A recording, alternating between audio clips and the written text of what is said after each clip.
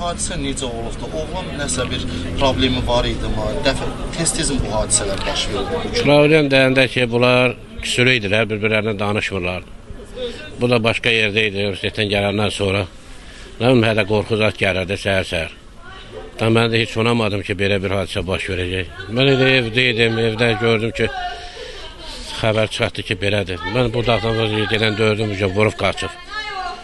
Bax, belə, mənim həyatımı söndürdü. İçki alüdətisi, yansı? Yox, heç bir işki zat yox. Sadəcə olaraq nə bilim, heç. Tez-tez mi belə münaqişə olur? Tez-tezdən də 3 ay idi evimdə idi də mənim, getmirdi oraya. 3 ay idi evimdə idi. Allah zəlil eləsin, mənim çırağımı söndürdü işte. Necə ailə qurmuşdular? Yəni, bir qohumluq əlaqəniz var idi? Niyə qohumluq da var idi, elə belə qohumluq əlaqəsi. Prosta götürüb qaçmışdı onu. Götürüb qaçmışdı.